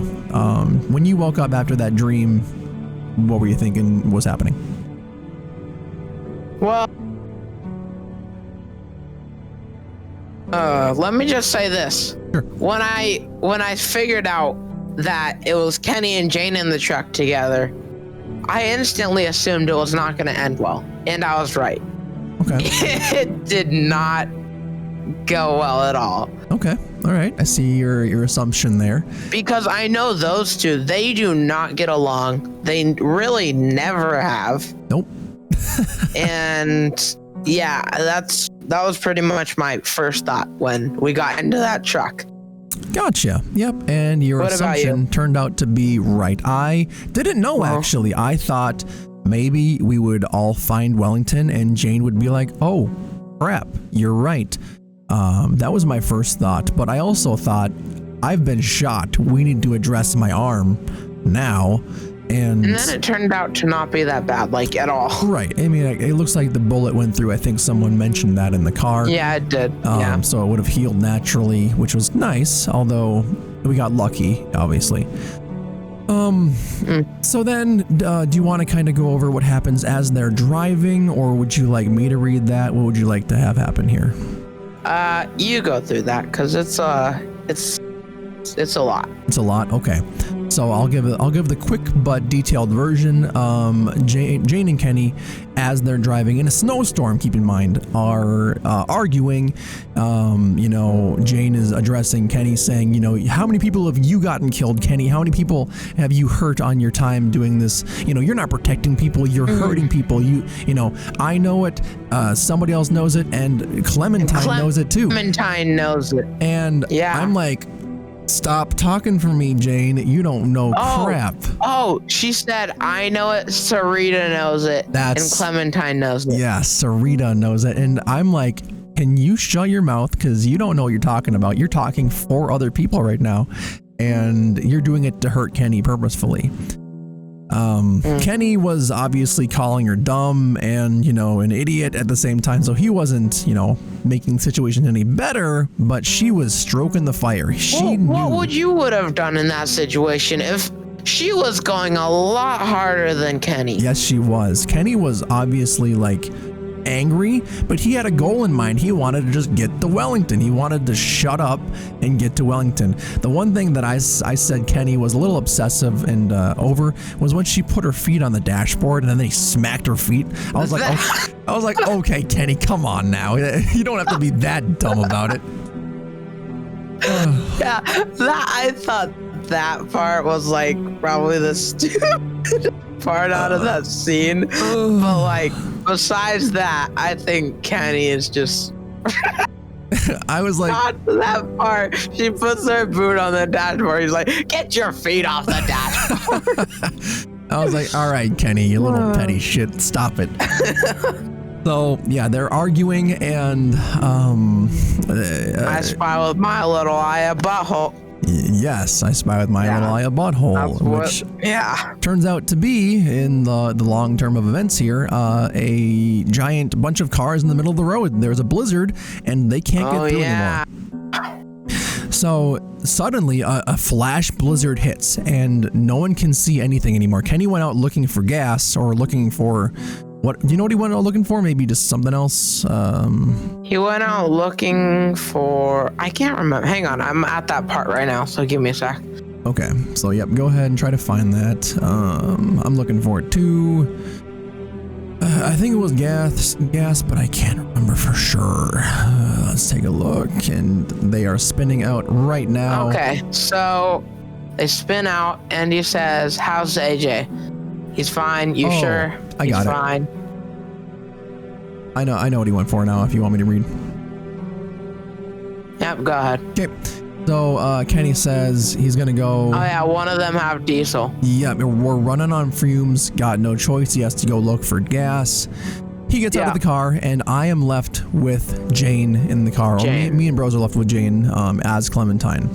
Kenny's gone, and Jane takes that moment to say, Clem, me and you could go should get right out of now. here. We should get out of here. Leave Kenny. And I went, no, that's dumb, because I like Kenny. What did you say? I said the same thing. I'm like, no, we are not leaving Kenny, my best friend. Like, there's no way I'm leaving him. I said also. I legit started screaming in real life during that recording, and I was like, no, I'm not. I just can't. Can't leave him. Dumb. Then she says, I'm serious, Clem. We could go. And then I said, just stop making him mad, because that's all she was doing, was sitting there and poking him. Yeah. I just got to that part. You said, well, all you're doing is making it worse. So, like, yeah. Then she also says, you're just like him. Oh my gosh, I remember that. Yep. Fun stuff. So, kind of going through this a little bit faster, the snowstorm happens, and then for some reason, I believe, I don't remember why, but we start driving, and we pretty much, she's just like, floor it. So we end up driving through a bunch of walkers, and we end up getting stuck on a snowbank. The reason she said leave is because there's a ton of walkers coming towards us. Oh, okay. So we tried to leave because of the walkers. We crashed into a walker. Yep. And then we crash our car, and then that's where we get out of the car and run. We get out of the car and run, and Jane just friggin' dips. She dips. Important detail right here. She takes AJ with her. Yes. So we're in the car, we're flying around, and then there's a walker in our windshield, like swiping at us, and Jane just decides to dip out the side with AJ. She doesn't try to help us at all. She just decides to dip, and then she runs away. She runs off somewhere. She doesn't stick around to say, hey, Clem, are you okay? She just runs. Exactly. Made me so mad. So we're there. She didn't say a thing. She didn't say a thing. Go ahead, and you were gonna say something quick. No, I was just gonna say she didn't say a thing. Okay, and now we are there to fend for ourselves in a blizzard with a gun, luckily. But Jane just left. She didn't say where she was going. She didn't try to help us. And now we are walking alone in a blizzard. In this moment, bros, what are you thinking? Yeah. What? In this moment where she has left you alone, she took AJ. What was I thinking? What are you thinking in this moment as you're walking? I mean, in real life, I was honestly panicking. I was like, there's so many thoughts going through my head. There's a fly on me. Okay. But yeah, there was so many thoughts and just emotions flowing through my head at that moment. I was like I had so many questions. Where is she gonna go? Where is she gonna take AJ? How is she gonna navigate herself through this? Like, how are we gonna find Kenny? Where did Kenny go? There were so many questions I had in my head, and I don't know. It was a lot. It was a lot. It was quite the battle, the internal battle of your mind. And I had the same thing, like, why? First off, I was wondering, why did she just leave? Why didn't she check on us? Yeah. You know, we just got in a car crash. Why didn't she, first off, not help us by killing the walker? Second off, why didn't she stay around to make sure we were okay? Yeah. It's a valuable question, and it's a realistic question too. You would think if you care about someone and you just got in a car crash, you're gonna be like, oh my God, are you all right? And she didn't do that. No, she didn't at all. Do you think Kenny would have, by chance? Oh, yes. Definitely. 100%. Yeah, I have a... Kenny prioritizes us and the baby, like, first. I think we've made that pretty anti-Jane-itis, and sorry for interrupting. Go ahead. What? No, I was just saying how Kenny obviously prioritizes Clementine and AJ first. He puts them first. Right. So, yeah. Then, as we're walking through the snowstorm, we see a little convenience store. Convenience store, gas station type thing. and we see Kenny inside. In this moment, after you see Kenny, what do you say to him, bros? I actually want to see what I said. Sure, yeah, get the exact details. So yeah, he's asking where AJ is. I said he's with her. He took her with him, or he took him with her, and he's like, "Oh, you left her with her?" I'm like, "No, I didn't leave him with her." And then the first thing I said, no, I guess he just takes off out the front. Yep, he runs off. He's worried about AJ. I think the first thing I would have said to him is that, help, Jane took off with AJ. Right. Oh, I'm getting to the part where Jane is coming back, and Kenny's like, "Where is AJ? You know, where is the kid? Where is he?" And no. Oh boy. Oh boy. Oh jeez. This is. Oh yep. Man. And Kenny. This is the thing that I'm fired off about most. Kenny or Jane just takes off, and this is one of those comparison things.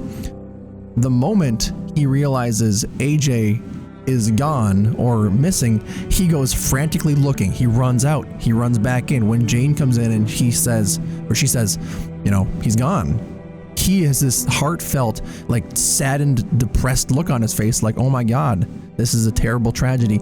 And he runs out looking for her, right? Or him? Yeah. Jane, on the other hand, when Clementine may be in trouble, what did she do? She ran off and just did her own thing. And that is the main difference. So, and then this is where Jane starts trying to convince us to trust her. In this situation where AJ's gone, I can't trust her. I can't trust that. What were you thinking at that time? I was thinking, why aren't you being more specific on telling us where AJ is? I was wondering what was going on, and I said, where is he? And she just basically said, you have to trust me. And in that moment, I decided, you're doing something friggin' sneaky. Why don't you just tell me where AJ is? Because that is the more important question. So you're doing something right now. Right. Yeah, I totally agree. But and then here comes Kenny. This is where some stuff goes down. What kind of stuff, bros? What kind of stuff? Oh boy. Okay, so Kenny's come storming in, and I think what I said to him was, I just hold out my hands in front of him to try to stop him. And it seems like you said, is it true about AJ? And then, this is where Kenny starts screaming at her, how could you kill a child? And then they start fighting. Jane pulls out her knife. Kenny pulls out his fists.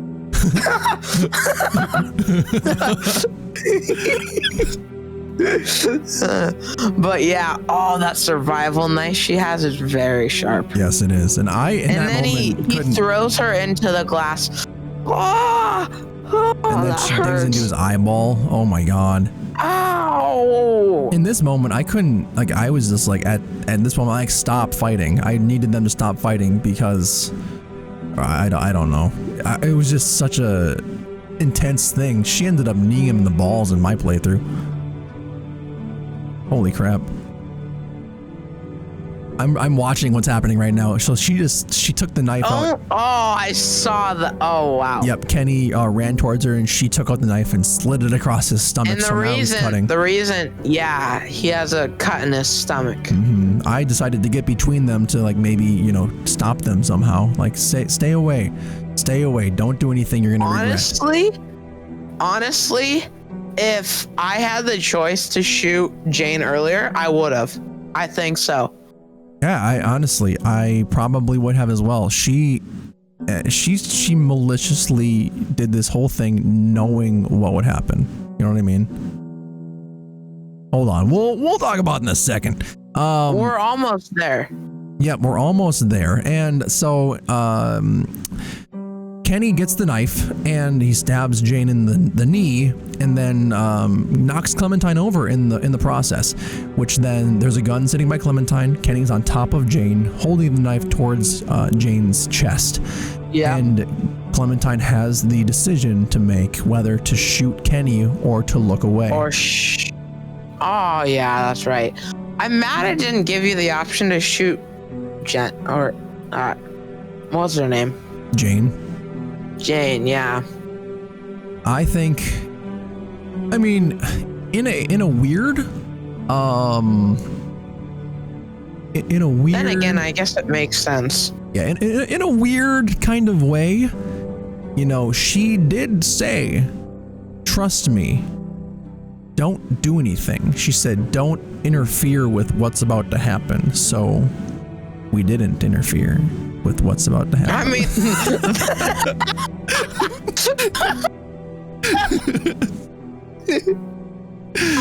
so yeah, there's that's that. funny. That's funny. So yeah, I mean, we didn't interfere. We let you die. We let it happen. We let it play out. Yeah. So yeah, Kenny pretty much. I'll just summarize this up quick in case they didn't understand. Pretty much, Kenny was holding a knife right about to go into Jane, her chest, and Clementine had the gun. You had an option to either shoot Kenny or look away. Me and Mitch, I believe, did the option to look away because Yep. I personally was not going to shoot Kenny. So, Ditto. I mean, yeah, I did the same thing. I wasn't gonna shoot him. I want to right. ask you why you didn't shoot Kenny, but like I feel like it's kind of obvious. Yeah, now it's obvious. Now that I got a chance to explain all of the stuff up to this point. And same with you. It's like we kind of talked about it, and we have this giant backstory with this character, and we understand that Jane is trying to bend things into her own will. So she's trying to deceive us, and she ultimately did, because after Jane dies, we find out that there's a baby crying in the distance. Yeah, and she did all of that just to prove a point. Yeah, just to prove a point that Kenny can get angry sometimes, and that's pretty much the point that she proved. But I agree with Kenny there. When you get very angry and won't... Yeah, especially... I'm gonna sound like an idiot, but I feel like a lot of people, like, if your son or your child, because let's be honest, AJ is pretty much Kenny's child. Not literally, but... Right. He Right. kind of like takes him in. So if your child, if someone pretty much like killed your child, wouldn't you want to kill that person almost? He would definitely put a rage in me that... Yeah. So I understand Kenny's got an anger thing. It's more so as well, too, that, here's the thing, too. I'm trying to, like, compose this in the best phrase I can. She had an opportunity to tell us what happened to AJ. She did, but I still would have wanted her gone. Correct. You're right. But think about it. Think about this. She knew not saying what happened or not saying what she did was going to cause Kenny to become angry. And, we asked her plenty of times, "Oh my God, is it true? What happened to him? Where did he go? What happened? Jane, tell us what happened." And she deliberately just stayed silent, knowing full well Kenny would get angry and he would try to attack. And, sometimes in some people's minds, you would think, okay, he's attacking her. It's probably not the most, stable, sound decision. But Kenny's a very, very, very protective person, and you essentially just killed the closest thing he had to another child. That's going to end wrong. It's going to end bad for you. Yeah. It is. So, yeah. I feel like she should have expected that outcome. Right, and she did. She expected him to get angry and attack her, but she thought a little knife would protect her, and it didn't end in her favor. So, and then, okay, what were you thinking when, after that all went down and Jane was dead, when it gave you the option to shoot Kenny again, what were you thinking there? It did? What? Hold on. Yes, you didn't know that? Let me go back. After that, it gives you an option. You didn't see that? I guess I didn't. What the hell? I see it right now. I'm looking at it. He's gone. The options are: why did this happen? Are you okay? You didn't have to kill her or shoot Kenny. Didn't see that? No, I guess I didn't. I think I read why did this happen, and I just clicked on that because that was the thing I was thinking exactly at that moment. I didn't see the shoot Kenny option. Wow. Yeah. What in the world? I wonder who does that. Have you seen that play out at all? Uh-huh. I have. What happens? That is one of the outcomes where if you let Kenny kill Jane and then you shoot Kenny, they're both dead. And that's an outcome where you and AJ, you guys both just venture off alone together. Oh, jeez. Yeah. Oh my gosh. Oh, wow. You don't even go to Wellington. Oh my gosh. How does this go into season 3? Oh my god. Right? I'm so excited. It's insane. Okay, well, for those that are kind of caught up now, me and Bros both didn't kill Kenny. We let him kill Jane, and then we hear her crying in the distance, and Jane deliberately put AJ in a car, and, she just put him there to play a trick on Kenny to make him think that he was dead, to make him angry. And this ultimately ended up in her dying because he got angry and killed her.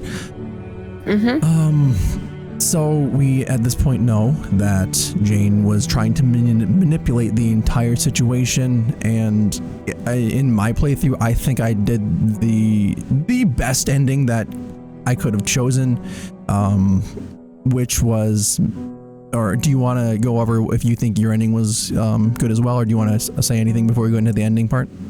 Yeah, I do. Okay. So pretty much you find AJ, you and Kenny have AJ with you, and you do end up going to Wellington. And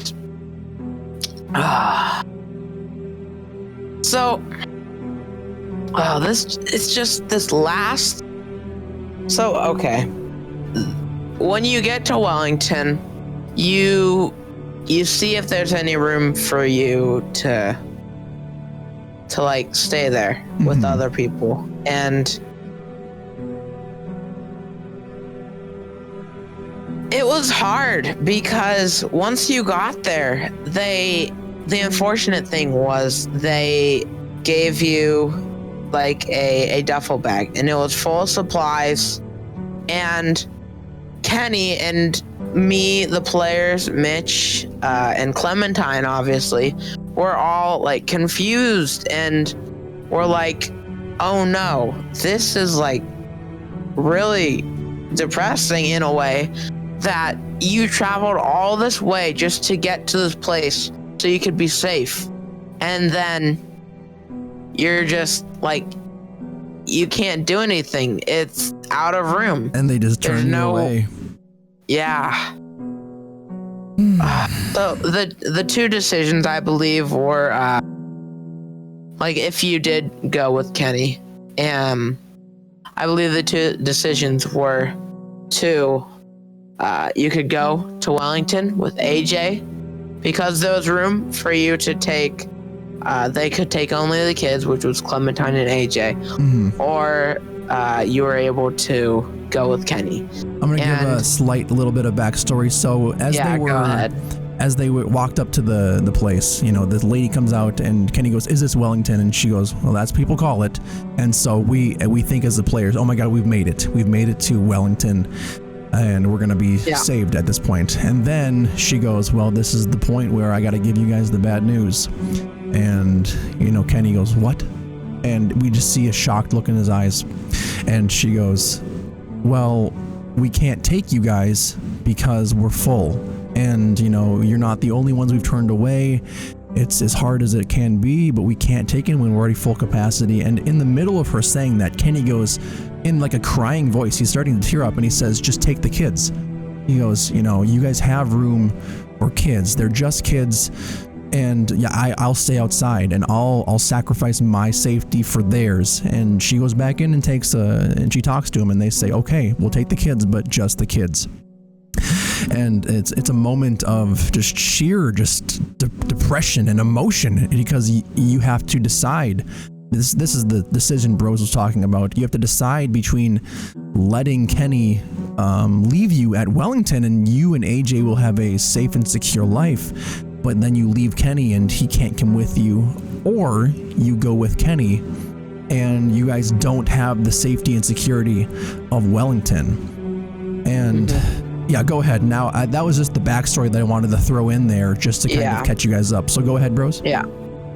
So, yeah, as Mitch was saying, you get the choice, and I think I believe if you choose to go with Kenny, then he's like, oh, you are a darn stubborn mule, which was funny. And so yeah, you go off with Kenny, and they do actually give you a second bag of supplies. Oh, cool! I didn't know that. Yeah, so that's for the most part what happens if you go with Kenny. What did you end up choosing, like, for your actual playthrough? I chose to stay at Wellington. You chose to stay at Wellington, and I did as well. So we are safe at Wellington with AJ. Tell me, why did you make that decision? What choices, what ideas did you ultimately make the conclusion that was the best option in the moment? It's hard because, like, it was a hard decision. I'm glad it gave us lots and lots of time to decide, because I think they knew it was going to be a hard decision for a lot of people. Yep. And personally, me, of course, it was a very hard decision. And I'm sure it was as for you. Yeah, but I think the reason I did this is because personally, it felt like Kenny wanted to do something to, like, I think this was his way of showing, like, he finally did something to feel good about himself. And, like, it was his moment, Yep. And, like, also, like, I trusted him, and I thought it'd be, because,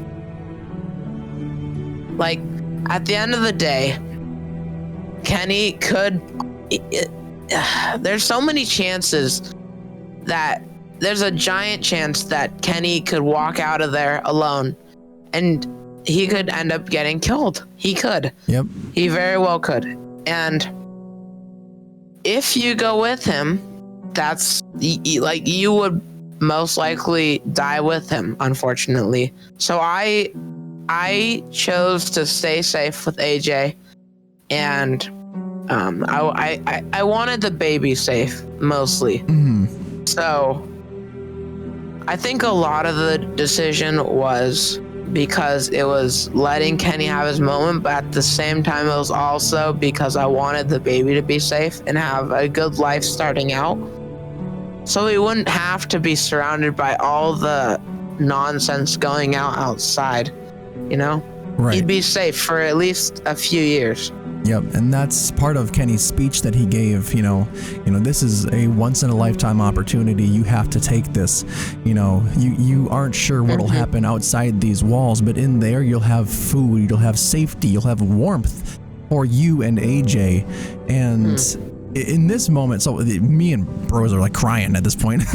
Yeah, we both were.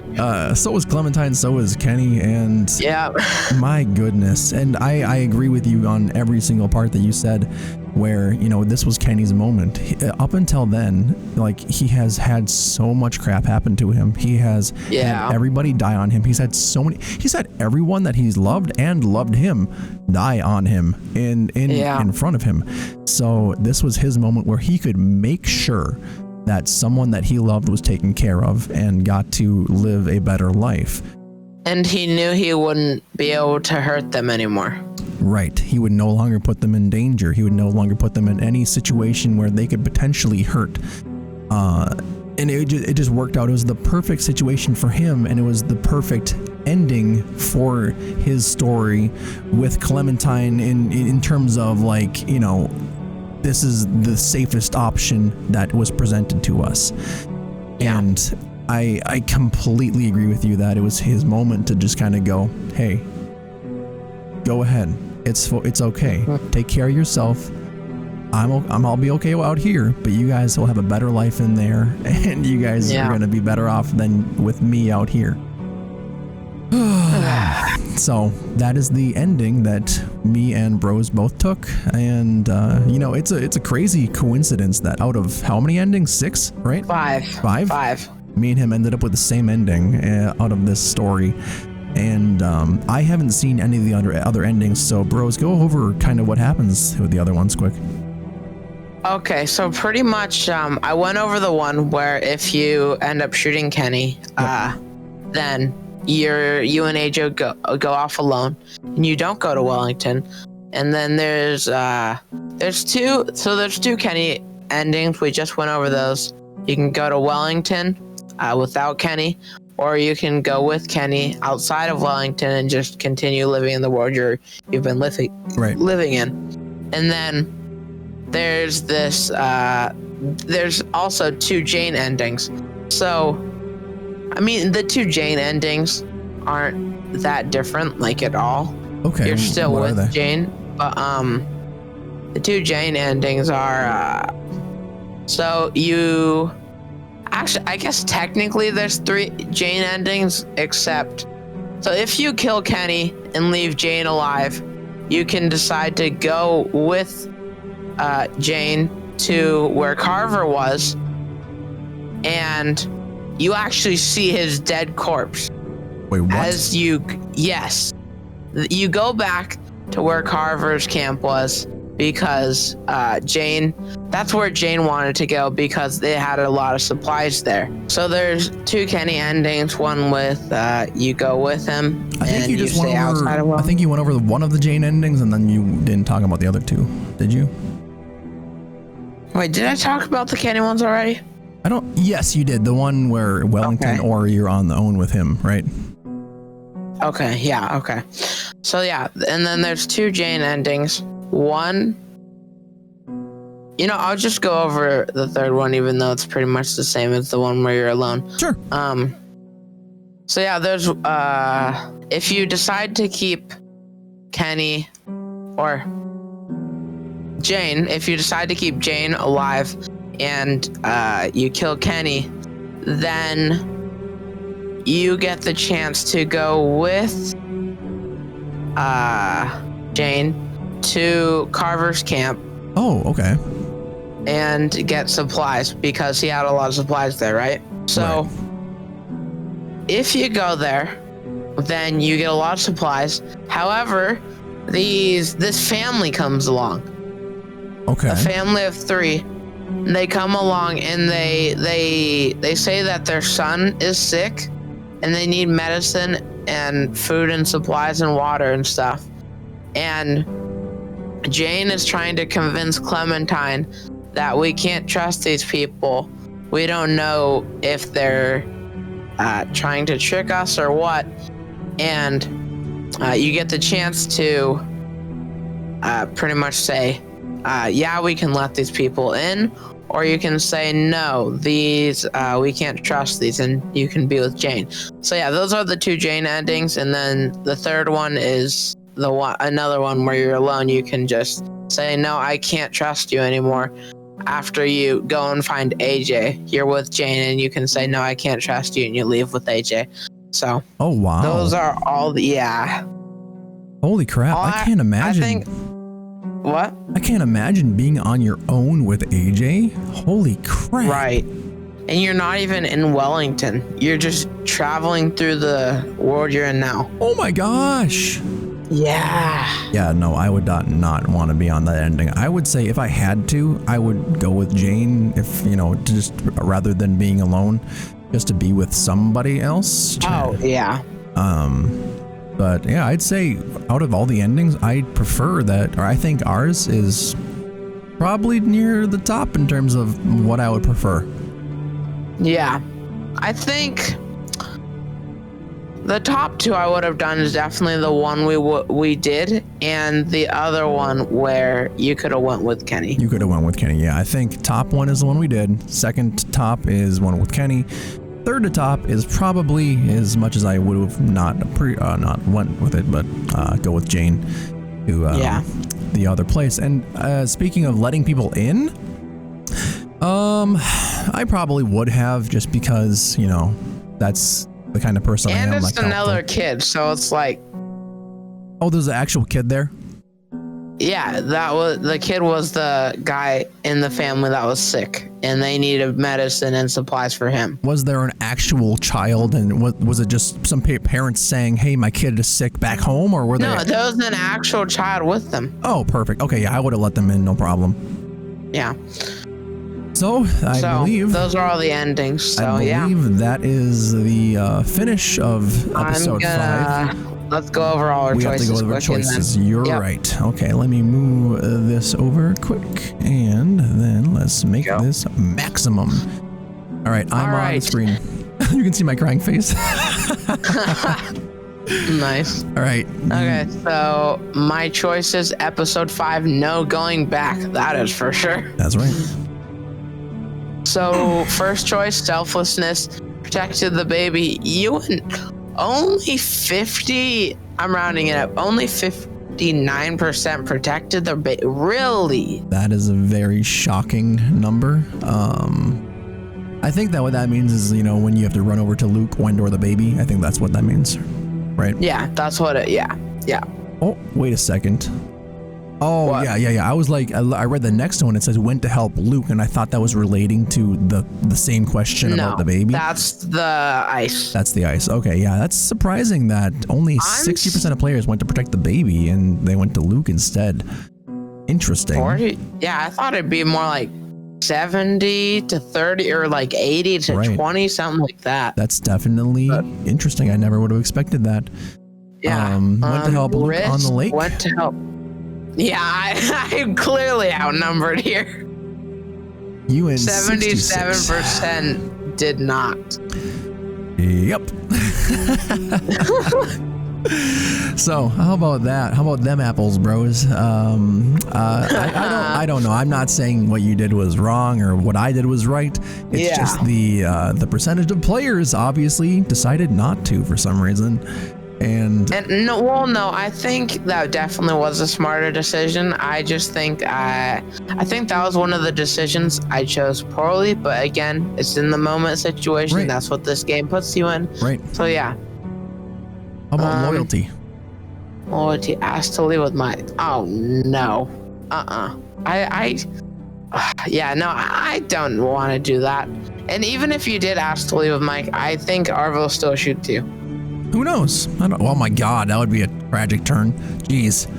So yeah, you and 80.9. 80.9% of players didn't ask to leave. So that was a very, very, very, very unanimous one there. Yeah. This is a surprising one. Same with the risk.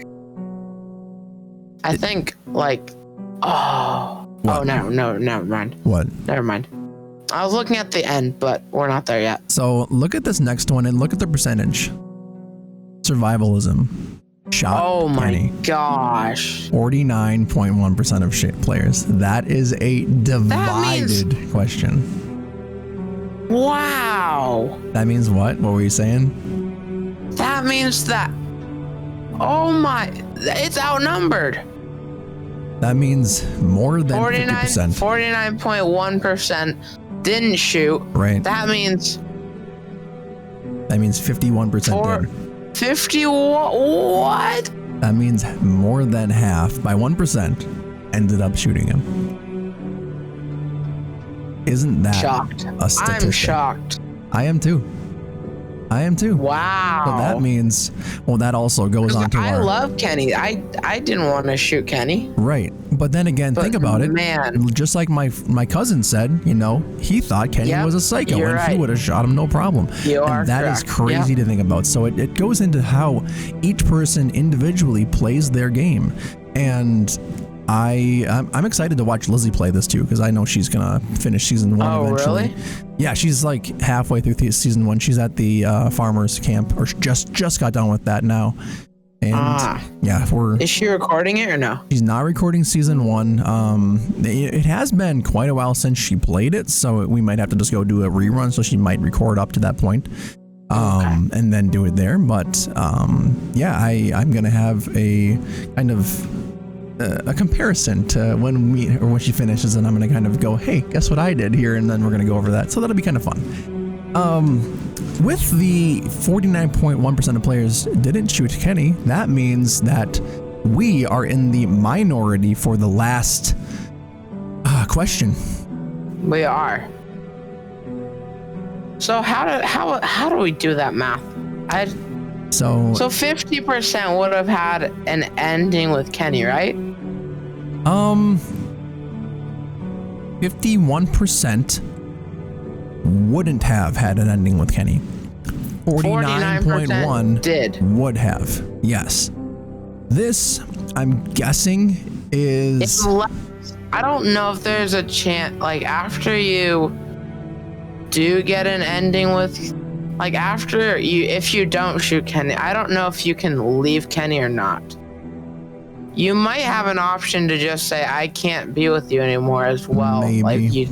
Yeah, I think that might be an option. We can go back and look after this is over, but you in 21.4. Assuming there's not, then that would mean like 26% or something like that went with Kenny. I'm assuming that this is marked up like it's 21.4% of players are with AJ Wellington, 20 point something percent is with Kenny, 20 point something is with Jane, and 20 point something is with by yourself. It may be like that. I don't know. I want to know the actual statistics. Yeah. But it's we'd have to choose a different ending for that. We have to go and spend a lot of time to do that. So maybe we can just find out online eventually.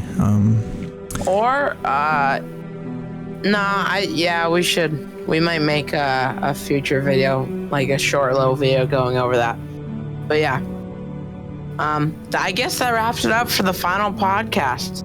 What are you thinking? Final thoughts, quick. Final thoughts on the entire season 2. I loved it. You loved it? I did. Did you like it more than season 1? Roller coaster of emotions. Did I like it more than season 1? I think I did.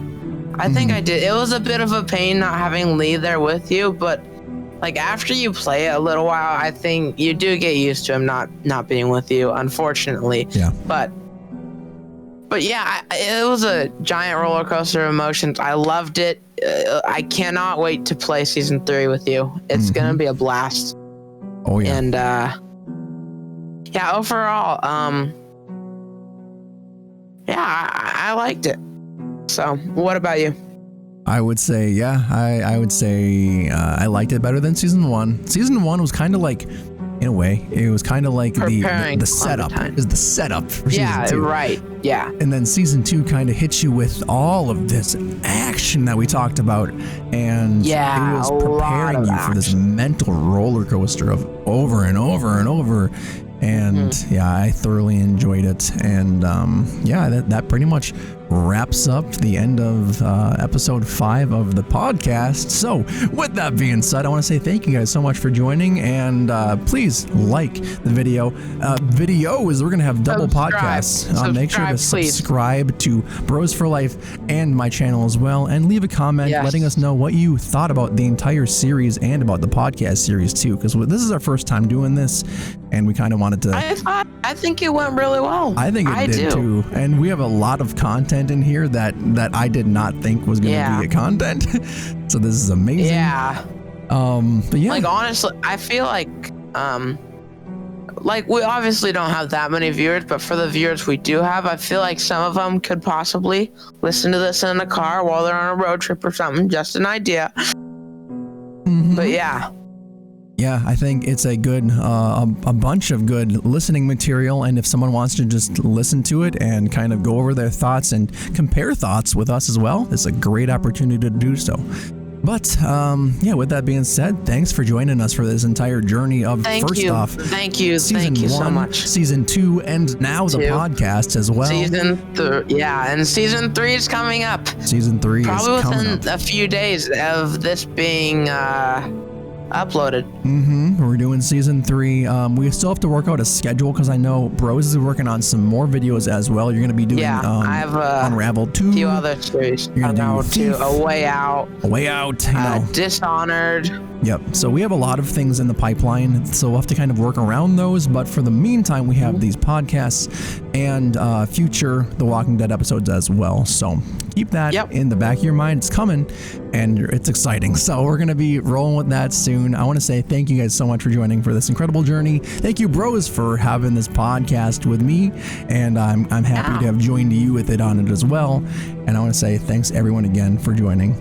I am going to go to bed because I'm tired, and I want to say thanks again for everyone, and hope you guys have a great rest of your day, and I'll catch you guys in the next one. Peace. Bye. I'm so glad you're enjoying the series so far, but don't forget to subscribe to my friend Virtual Party Center. Also remember to keep moving forward and stay still, not bitten.